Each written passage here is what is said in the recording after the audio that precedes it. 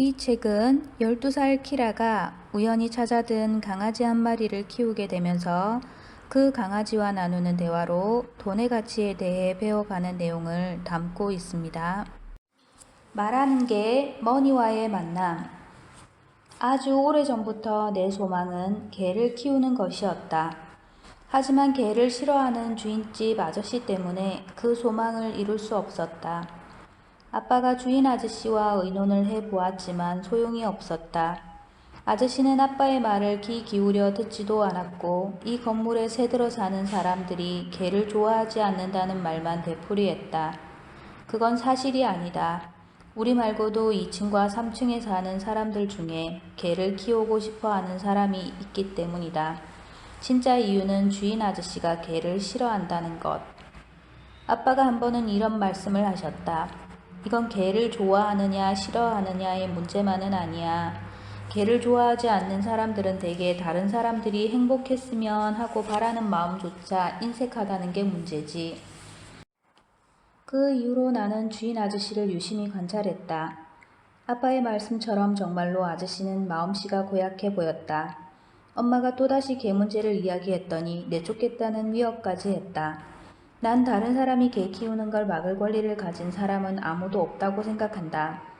그 후 얼마 지나지 않아 우리도 정원이 딸린 예쁜 집에서 살게 되었다.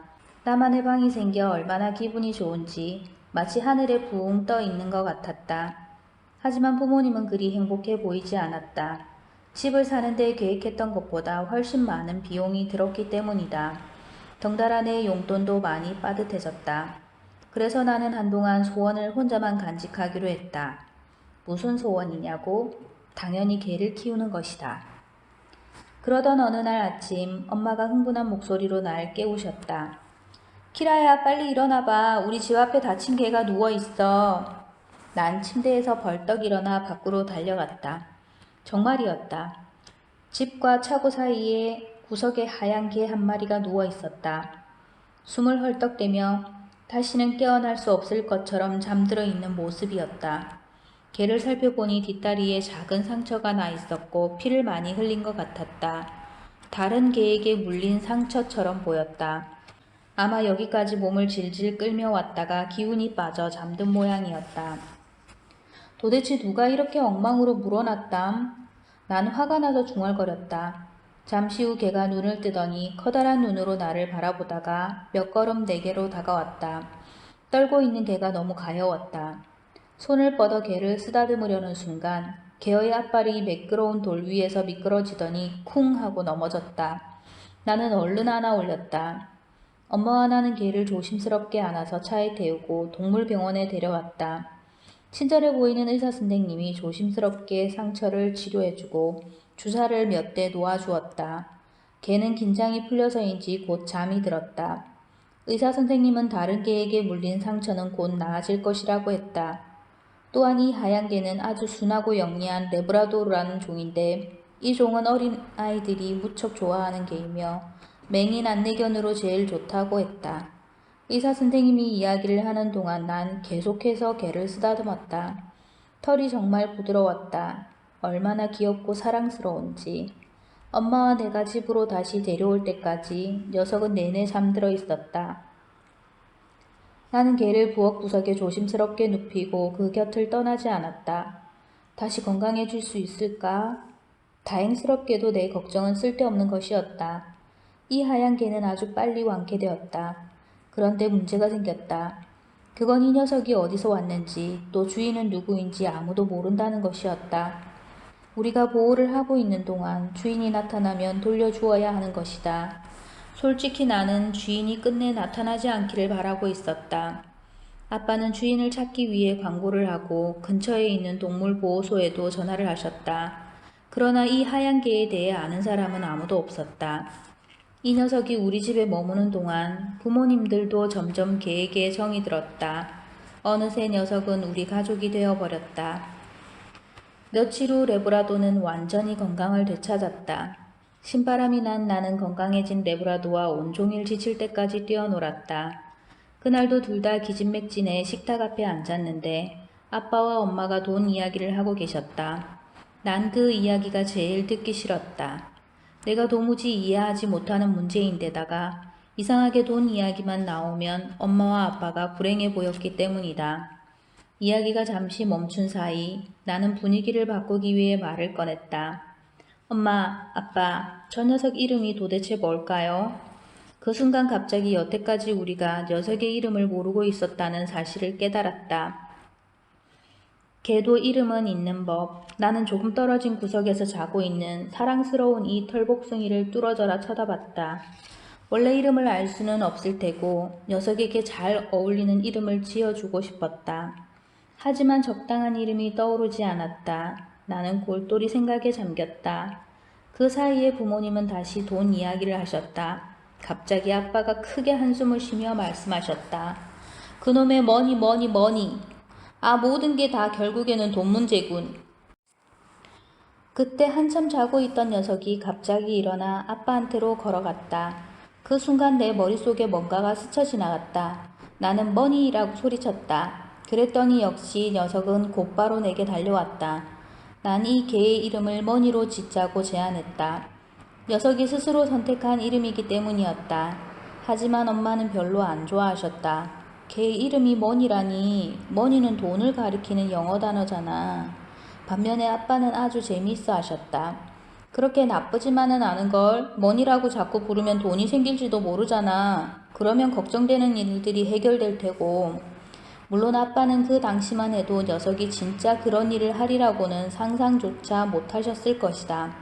어쨌든 이렇게 해서 레보라도의 이름은 머니로 정해졌다. 머니가 우리 집에 온 지 1년이 되었다. 머니는 믿을 수 없을 만큼 사랑스럽고 온순하며 영리했다. 또 내가 본 개들 중에서 눈이 가장 영리해 보였다. 그래서 가끔은 내가 말하는 것을 머니가 다 이해한다는 생각이 들기도 했다. 레브라도 종은 수영을 좋아한다. 그렇지만 머니만큼 물에서 오랫동안 수영할 줄 아는 개는 없을 것이다. 어떤 연못이든 어떤 호수든 머니에게는 전혀 문제가 되지 않았다. 난 커다란 모래사장과 파도가 있는 진짜 바다를 머니에게 보여주고 싶었다. 머니가 어떤 반응을 보일지 무척 궁금했기 때문이다. 하지만 엄마는 아빠의 사업이 잘 안 되어서 당분간은 바다 여행이 힘들 거라고 하셨다. 대신 우리는 일요일에 강가로 산책을 가곤 했다. 근처에 도시로 흐르는 매우 큰 강이 있는데 굉장히 넓어서 때때로 바다처럼 보이기도 했다. 특히 다리 밑의 물살은 매우 거칠고 위험했다. 어느 일요일 머니가 위험에 빠졌다. 아침 내내 제멋대로 굴던 머니가 나하고 산책을 나갔다가 갑자기 사라져버린 것이다. 걱정이 된 나는 머니를 부르며 찾아다니다가 강물 속에서 허우적대고 있는 머니를 발견했다. 머니가 어떻게 해서 강물 속으로 들어갔는지 알 수가 없었다. 물살에 휩쓸려 다리 쪽으로 떠내려가던 머니는 다행히 두 교각 사이에 사람들이 쳐놓은 그물에 걸렸다. 거친 파도가 머니의 몸 위로 넘실거렸다. 머니의 몸이 점점 더 물 아래로 잠기기 시작했다. 나는 머니가 물에 빠져 죽는 걸 그대로 볼 수가 없었다. 어떻게든 머니를 구해야 한다는 생각에 나는 무작정 물에 뛰어들었다. 하지만 빠른 물살은 머니에게 가려는 내 몸도 금세 삼켜버렸다. 어디가 위고 어디가 아래인지조차 분간할 수 없었다. 그러곤 갑자기 눈앞이 캄캄해졌다. 그 후의 일은 아무것도 기억나지 않는다. 나중에 알고 보니 나도 머니가 걸렸던 그 물에 똑같이 걸렸다고 한다. 다행히 근처에 해상경찰 보트가 있었으니 망정이지. 하마터면 큰일 날 뻔했다고 엄마 아빠가 말씀해 주셨다. 의식을 잃기 전에 나는 머니의 목을 껴안았던 것 같다. 그래서일까? 보트에 타고 있던 경비대 아저씨가 머니와 나를 동시에 물에서 끌어올려 주셨다고 했다. 어쨌든 경비대 아저씨들 덕분에 머니와 나는 무사할 수 있었다. 나는 몇 시간을 병원에서 보냈다. 그러고도 며칠 동안은 계속 몸이 안 좋아서 침대에 누워 있어야만 했다. 나보다 훨씬 빨리 회복된 머니는 몇 시간이고 내 앞에 앉아서 날 물끄러미 바라보았다. 머니의 눈을 들여다보니까 머니는 모든 것을 이해하고 있는 듯했다. 많은 사람들이 잘 모르지만 개들은 눈빛으로 감정을 표현하곤 한다. 머니도 나를 몇 시간이고 매우 사랑스럽고 고맙다는 눈으로 쳐다보았다. 물론 그때 나는 앞으로 어떤 일이 벌어질지 전혀 몰랐다. 나는 12살이 되었다. 하지만 아무것도 변하지 않았다. 바닷가에도 못 갔고 엄마 아빠는 여전히 넉넉하지 못한 살림 때문에 많이 힘들어 하셨다. 부모님은 점점 악화되고 있는 나라의 경제 상황이 우리 집 재정 문제에도 크게 영향을 주고 있다고 생각하셨다. 하지만 똑같이 어려운 경제 상황 속에서 우리 집과 달리 친구 모니카의 집은 왜 점점 부자가 되는지 궁금했다. 몇 달 동안 계속 아빠의 수입은 신통치 않았고 그에 따라 집안 분위기도 안 좋은 날이 많아졌다. 엄마는 시간이 날 때마다 집을 사지 말았어야 했다며 한숨을 쉬곤 하셨다. 난 이런 생각들이 안타까운 시간만 낭비하는 것이라 생각한다. 어차피 과거는 되돌릴 수 없으니까 말이다. 게다가 이 집으로 이사를 오지 않았다면 난 머니를 키울 수 없었을 것이다. 어느 날 믿을 수 없는 일이 일어났다. TV 광고를 보고 전화로 내가 제일 좋아하는 그룹의 CD를 주문하려고 할 때였다. 전화기 옆에 앉아서 버튼을 누르기 시작했는데 갑자기 이상한 말이 들렸다. 키라야, 정말 그 CD를 사야 하는지 한 번만 더 생각해 보는 게 어때? 깜짝 놀라 방 안을 둘러보았다. 문은 닫혀 있었고 방 안엔 나 혼자였다. 아니 머니만 내 곁에 있었다. 아마 잘못 들었겠지라고 생각하며 내려놓았던 수화기를 들고 다시 버튼을 누르기 시작했다. 그러자 그 목소리가 다시 들렸다. 키라야, 그 CD를 사게 되면 한 달 용돈을 다 써버리는 거잖아. 머니가 내 앞에 서서 고개를 약간 젖히고 있었다. 목소리는 분명 머니한테서 나온 것 같았다. 하지만 이건 도저히 있을 수 없는 일이었다. 걔가 말을 할 수는 없어. 아무리 머니처럼 영리한 걔라도 그건 불가능해. 나는 혼자 중얼거렸다. 옛날부터 걔는 말을 해왔어. 물론 너희 인간들과는 완전히 다른 방식이지만 말이야. 언젠가부터 사라져버렸지만 내게는 아직도 말하는 능력이 남아있어. 그러면서 머니가 날 쳐다보는 것이 아닌가? 언젠가 TV에서 보았던 말을 하는 낙타가 떠올랐다. 그렇지만 그건 영화였잖아. 이건 현실이야. 영화 속이 아니라고. 어쩌면 꿈을 꾸고 있는지도 모른다는 생각에 나는 재빨리 손등을 꼬집어 보았다. 아야! 아팠다. 분명 꿈을 꾸고 있는 것은 아니었다. 머니는 계속해서 나를 바라보았다. 그때 그 목소리가 다시 들렸다. 이제 차분하게 이야기를 해볼까? 아니면 계속 손등을 꼬집으며 놀라기만 할 거야?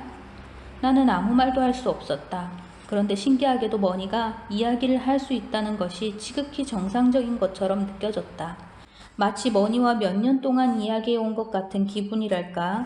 단지 머니가 이야기할 때 입술을 움직이지 않는다는 것이 낯설 뿐이었다. 우리 개들은 사람들보다 훨씬 편리한 방법으로 이야기를 할 수 있어. 그러니까 쉽게 말해서 뭔가 이야기를 하고 싶을 땐 다른 개의 뇌로 직접 생각을 전달하는 거지. 그래서 내 생각을 알 수 있는 거야. 이번엔 정말 놀라지 않을 수 없었다. 그러니까 내가 무슨 생각을 하는 건지 내가 다 안다고? 나는 너무도 당황스러워 그동안 무슨 생각들을 했었는지 떠올려 보았다.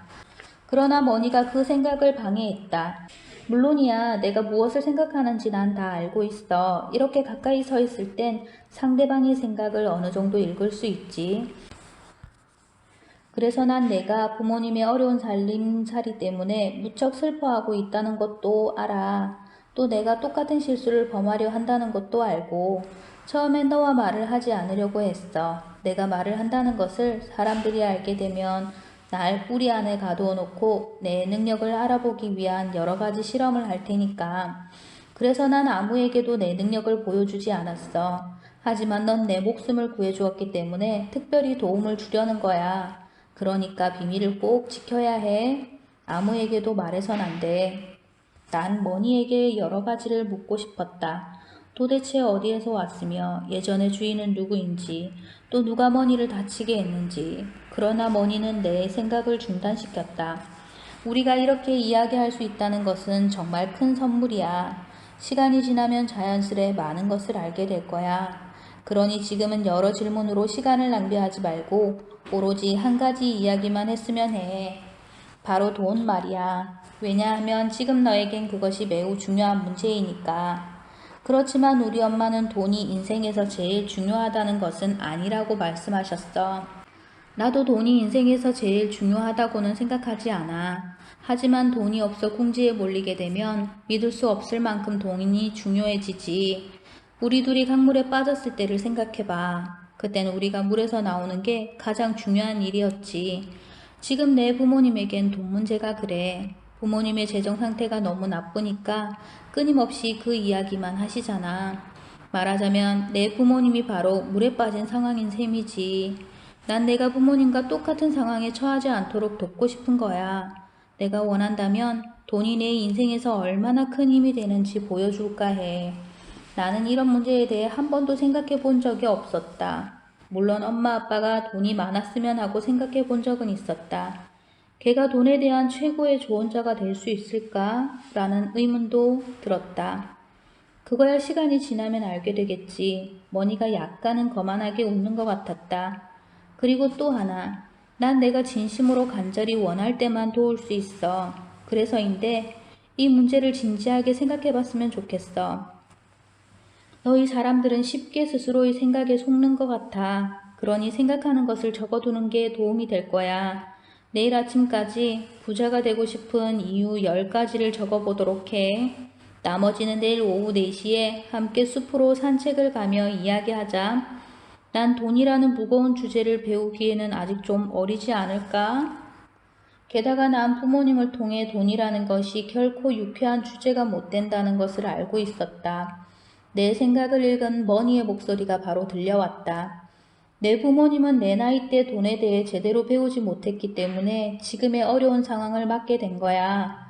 중국 속담에 이런 말이 있어. 큰일은 작은 일일 때 시작하라. 모든 큰일은 작은 일에서부터 시작된다. 내가 너에게 이야기하고 싶은 돈에 대한 몇 가지 비밀들, 즉 법칙들이 있어. 그런데 그건 내가 간절히 바랄 때만 들려줄 수 있다고. 그렇기 때문에 10가지 이유, 즉 내 소원을 생각해 보자는 거야. 그때까지는 더 이상 이야기하지 말자. 오랜 시간 동안 난 곰곰이 생각해 보았다. 일단 무슨 일이 있어도 머니의 비밀을 지켜야겠다고 결심했다. 그 어떤 경우에도 머니가 사람들의 실험 대상이 되게 할 수는 없었다. 나는 머니가 좁은 우리에 갇혀 수많은 호스를 꽂고 있는 장면을 상상해 봤다. 안 돼. 절대로 안 돼. 그래서 나는 머니에게 너무 많은 질문은 하지 않기로 마음먹었다. 그렇게 되면 머니는 더 이상 말을 하지 않을지도 모른다. 하지만 어린이인 내가 돈에 대해 생각하는 것이 맞는지 확신이 들지 않았다. 바로 그때 큰일은 작은 일일 때 시작하라 라는 중국의 속담이 떠올랐다. 대체 무슨 뜻일까? 한참 고민을 하다가 이웃집 개 헨리가 떠올랐다. 헨리는 5살일 때 이웃집에 왔는데 처음부터 도무지 말을 듣지 않았다. 이웃집 사람들은 5살이나 된 헨리를 변화시키는 것은 매우 어렵다고 했다. 걔는 아주 어릴 때부터 훈련을 시켜야 한다는 것이다. 돈 문제에 관해서만 보자면 우리 부모님도 헨리와 비슷할지 모른다는 생각이 들었다. 또 머니가 말하는 것을 듣고 보니 확실히 머니가 돈 문제에 대해 매우 잘 아는 것 같기는 했다. 그래서 나는 머니의 말처럼 부자가 되고 싶은 이유 10가지를 찾아보기로 했다. 결코 쉬운 일이 아니었다. 3시간이 지난 후 나는 10가지 목록을 완성했다. 1. 기어 장치가 18단인 트레킹 자전거를 사기 위해. 2. 내가 원하는 CD를 마음껏 사기 위해. 3. 오랫동안 갖고 싶었던 운동화를 사기 위해. 4. 200km나 떨어져 살고 있는 친구와 실컷 전화하기 위해. 5. 여름에 미국으로 가는 교환학생 프로그램에 참여하기 위해. 영어 실력도 좋아질 것이다. 6. 부모님께 돈을 선물로 드리기 위해. 그러면 부모님이 더 이상 슬퍼하지 않을 것이다. 부모님의 짐을 덜어드리고 싶다. 7. 부모님께 이탈리아 음식점에서 식사를 사드리기 위해. 8. 나처럼 잘 살지 못하는 어린이들을 돕기 위해. 9. 검은색 청바지를 사기 위해. 10. 컴퓨터를 사기 위해. 목록을 다 적고 나니까 갑자기 부자가 된다는 것이 가치 있는 일처럼 보였다. 부유해진다면 이런 것쯤은 쉽게 살 수 있을 것이고 이보다 훨씬 흥미진진한 일들도 할 수 있을 거라는 생각이 들었다. 이 책은 12살 키라가 우연히 찾아든 강아지 한 마리를 키우게 되면서 그 강아지와 나누는 대화로 돈의 가치에 대해 배워가는 내용을 담고 있습니다. 1부는 강아지 머니가 알려준 돈의 가치, 2부는 황금알을 낳는 거위, 저축, 3부는 돈으로 할 수 있는 모든 것으로 구성이 되어 있습니다. 이 책은 요즘 코로나로 집에 있는 시간이 길어지면서 엄마 아빠의 집안일을 도와주면서 용돈을 받고 저축하는 재미를 알아가는 딸에게 경제관념과 저축하는 방법에 대한 도움을 주고자 사주었던 책입니다. 작은 딸은 더디 읽는데 책을 좋아하는 큰딸이 이 책을 읽고 엄마 나 저축을 더 열심히 해야겠어요 라고 하는 말에 저도 같이 읽게 되었습니다. 아이들보다 부모가 먼저 읽어도 될 만한 책이라는 생각을 가지게 되었습니다. 시리즈로 다른 내용들도 다루고 있는데 총 9권이 되더라고요. 다른 책들도 꼭 읽어봐야겠습니다. 오늘도 슈퍼볼매와 함께 해주셔서 감사하고요. 또 다른 책으로 찾아뵙겠습니다.